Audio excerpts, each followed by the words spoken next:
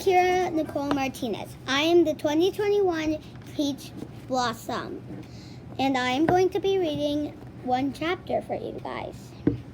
As each day passed, the children's ability listen, feel, and taste and smell improved. Immeasurably. The professor taught them the wonders of music, not only instrumental music, but the music of running water and the sighing of the wind, the hum of a city, and the songs of the birds.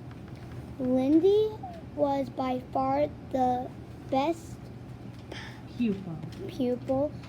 Her imagination was so vivid and her senses so aware that she easily pulled ahead. The professor knew that she was already capable of making the journey to Wagdoodle Land, but the discussion to go had to be delayed because the boys were not ready. Tom was doing well, but Ben was having difficulties. For the first time in his life, he discovered that being the oldest did not make him the most competent. That means able. Okay. Being there 13 years of age, he had more to question, more to doubt. He had to fight logic and his own stubborn opinion of things. Mrs. Potter asked Lindy one day, "What on earth do you find to do over there all the time?" "Oh, we play and have tea, and the professor teaches us." Lindy's voice was deceptively. That means she's not telling the truth. Deceptively casual. "What does he teach?" "He talks about life and stuff like that. We look through the microscope, and we go for walks and rides. It's great fun." Mrs. Potter changed the subject. "You know, Daddy and I are going to see Grandma on Saturday. We'd love to take you with us, especially since it's your midterm holiday next week. But Grandma just isn't well enough." "We'll be back in a week from Saturday." From Sunday. From Sunday, I mean. "In the meantime, I've arranged for Ethel to stay with you." "What if the professor asks us out?" Lindy wanted to know. "That's all right. I'll tell Ethel that you'll probably be spending a great deal of time with him. Then she won't worry about you." When the children visited the professor the next day, Lindy told him about her present plans. He looked thoughtful. Then he made a startling announcement. "I think that the time has come to start a new phase of your lesson. I think you are ready to try It's called the sympathetic hats. the sympathetic hats. Sympathetic hats? Said Tom. Sympathetic hats, said Tom. Actually, I call them scrappy caps. Oh, there it is, the scrappy caps. Okay, keep going. Said the professor with a smile. A scrappy cap is a covering worn on the head which is sympathetic to the brain, impulses, and desires. Do they have some special power or something? Asked Ben. I would say that they are something very magical about scrappy caps, replied the professor. Let me show them to you.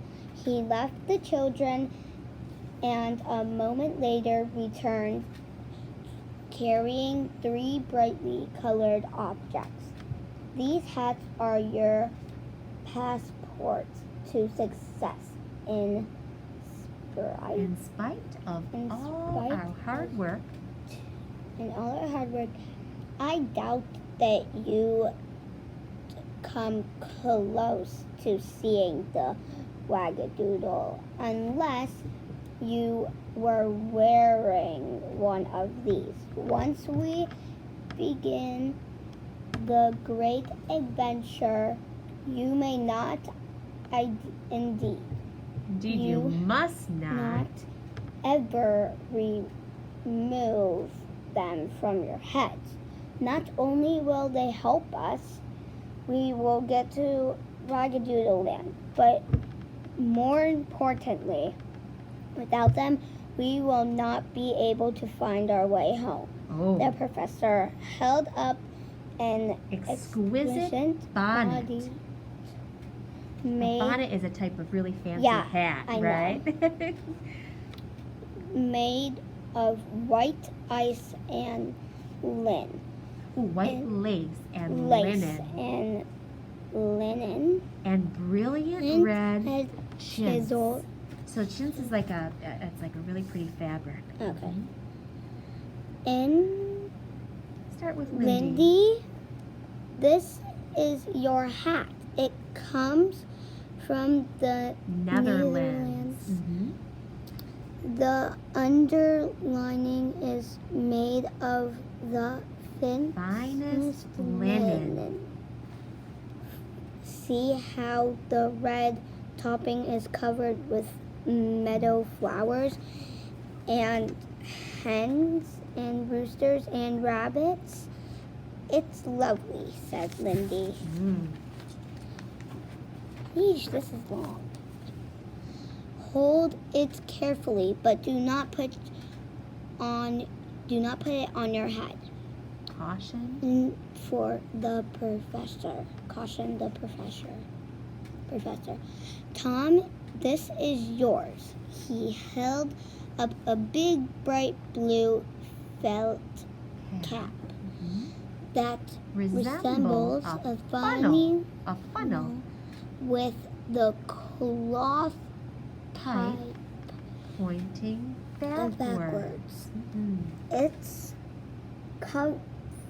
comes from Madeira. The purpose of this little pipe was to hold a spring of magic powers. Oh, you skipped a line. To hold a sprig of rosemary, which gave the wearer the benefit of its magical powers. There you go. Did you know that in ancient Greece, students were rosemary twined in their hair while studying for their examinations? It was supposed to strengthen memory. Yes. And it's thought to bring success to any Undertaking. You got it. undertaking. Tom took the hat and held it carefully. The professor handed Ben an Indian headband with a small tassel hanging from it. Ben, yours comes from Guatemala. It was made by the Mayas. They were highly skilled people who were able to record history by means of pictures, writing. You can see some on this band. Notice how it is actually one long piece which has been wound around 13 times. And that the pearls have been sewn together to keep the shape. 13 was considered a magic number. The professor looked at the children and smiled. You will discover that your sympathetic hats make all the difference once they are upon your heads. You will experience a great feeling of exhilaration. That means excitement. Tomorrow, we will begin to practice wearing them. Lindy walked eagerly. That means she's excited. Yeah. Home from school the next day, happily contemplating the midterm holiday and professor and the time she and her brothers would spend with the professor. She was desperately eager to begin the new lesson with the Scrappy Caps. She had felt the feeling that something wonderful was going to happen. She began to sing, "I've got a pretty hat to wear upon my head, and it was filled with magic," or so the professor said. I love it. She skipped around a lamppost and ran full tilt into someone who was leaning against it. Her books went flying in all directions. "Oops, I'm so sorry." Lindy was very startled. "Hello, little girl," said a distinctly unusual voice. Lindy looked up. The stranger smiled and lifted his hat in gentle greeting. "You dropped your books. Allow me." Lindy watched as the man bent from the waist and scooped up her books with his extraordinarily long arms.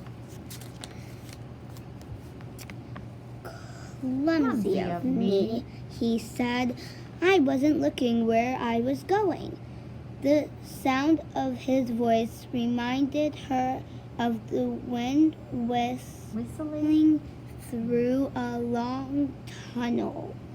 "May I walk with you a little way and carry your books?" he asked.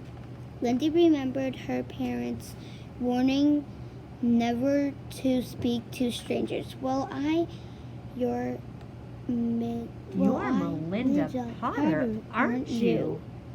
She was completely taken by surprise. "Yes, I am. The professor is a good friend of mine." "You mean Professor Savant?" Lindy experience the a wave of relief. Phew. The very same we have spent many Pleasant evenings evenings together. He talks of you so much. The stranger pulled a golden yo-yo from his pocket and Executed a quick trick. with it. Lindy fell into step beside him as he began to walk. Followed him. How are things coming along with your trip to Wingdoodle Land, he asked casually. Her jaw dropped. You know about that? Good heavens, yes. I knew about it for some time. The professor and I often chat about it. Oh, I'm trying to find where I was. at the bottom. Oh, About it. Oh, she was surprised that someone else knew of their planets. Of the golden yo-yo flashed in the sun. Light and made a soft humming sound. She gazed up at the old-looking stranger. I expect you'll be making a movie. I expect you'll be making a move before long, he said to Wingdoodle Land. Yes, Well, as a matter of fact, we're trying the Scrappy Caps this afternoon. Scrappy Caps? He looked startled. Oh, I should say sympathetic hats. yes. Lindy said and smiled. They're very pretty. She was fascinated By the whirling, bobbing yo-yo. They're They're going to make all the the difference. difference. It will be the most wonderful adventure in the whole world. Well, We'll meet meet the the wiffle bird. and see flutterbys Yes. and lots of each Other other creatures. turtles. And lots of other creatures. Do you really think you'll get there? There. Of course we will. The professor says we're nearly ready. It will be any day now. I'm beginning to believe it.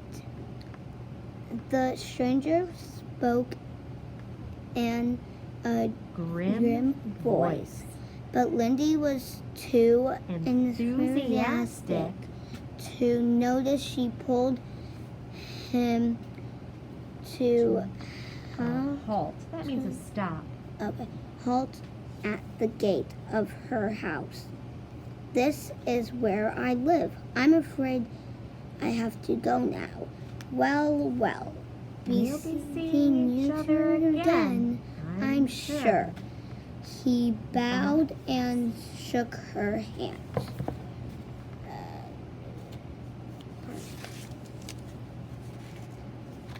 Why does it keep saying part 2 at the end? Almost. At the top You're of going it. to stop right at the part 2. So finish that last Which part. one? This one? Lindy? Yep. So like right here? Yep. So read Don't that go top past this. part. Yeah, you got it. Lindy had the impression that she was holding a piece of wet seaweed. Take care, little girl. I would hate to see anything happen to you. I will. Goodbye. Goodbye. Lindy took her books and walked to the front door of her house. She turned around to wave politely, but to her surprise, her escort had vanished. The street was completely empty.